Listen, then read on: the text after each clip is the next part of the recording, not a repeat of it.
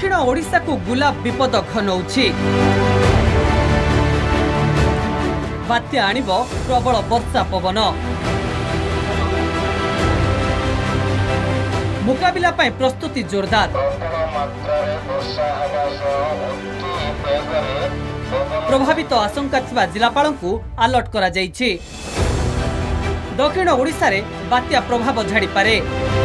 काली पाई 7 जिला गंजाम, गजपति, रायगड़ा, कंधमाल, कोरापुट, नवरंगपुर और मालकानगिरी को जारी होइछि रेड वार्निंग। प्रबल अति प्रबल बर्षिब। पवनर बेग 60 ରୁ 70 किलोमीटर बही पारे। मुकाबिला नहीं 7 जिलार जिलापालंक सह आलोचना करिसेंति स्वतंत्र रिलीफ कमिशनर। प्रबल अति प्रबल वर्षारे खालुआ अंचल जलमग्न होई पारे।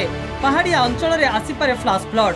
अत्यधिक वर्षा हेले ऋषिकुल्या नागावली सिस्टम रे बन्या आसीपारे। गजपति, रायगड़ा जिले में भूस्खलन नहीं सतर्क रहिबाकु निर्देश रही। प्रभावित आशंका थिबा अंचलरू लोकंकु सुरक्षित स्थानांतरण पाई निर्देश भी दिया जायछि। तीनोटी पई आमे प्रस्तुत रहिबा। अल्प बेगरे पवन होई पारे।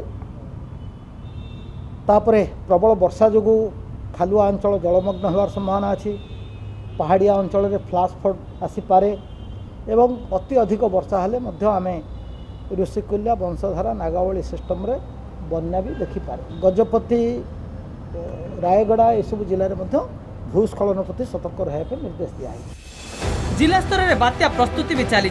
7टी जिले में 42टी ओड्राफ टीम और 24टी एनडीआरएफ टीम नियोजित करा जिवो। सजाग रही 102टी फायर टीम। गंजाम जिले में 15टी ओड्राफ और 6टी एनडीआरएफ टीम। गजपति और रायगड़ा को 6टी ओड्राफ और 4टी लेखाएं एनडीआरएफ टीम पठा जायछि। कोरापुट को 3टी ओड्राफ और 4टी एनडीआरएफ। मालकानगिरी 6टी ओड्राफ और 2टी एनडीआरएफ टीम मुतयन रहिबे। नवरंगपुर ओड्राफ 2टी और कंधमाल 3टी टीम सजाग रहिबे। एहासह 6टी ओड्राफ और 9टी एनडीआरएफ टीम रिजर्व रखा जायछि। 42टी ओड्राफ टीम, 24टी एनडीआरएफ टीम आमे डिप्लॉय करबो ई 7टा जिल्ला रे।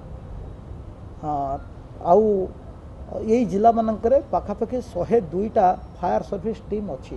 एंता जो फायर स्टेशन रे तेणु से 102 तो डिप्लॉय रहिबे एवं 42टी ओड्राफ टीम। प्रति टीम रे हमरो 12 जन 10 ରୁ 12 जन रहउचंती सेमान जिबे। दक्षिण ओडिशा जिलार जलभंडार उपरे तीक्ष्ण नजर रखा जायछि। जल संपद विभाग रिजर्व स्थिति उपरे दृष्टि रखिसंती। अधिक वर्षा हेले भी किछि समस्या हेबो नै बोली कहिसंती स्वतंत्र रिलीफ कमिशनर।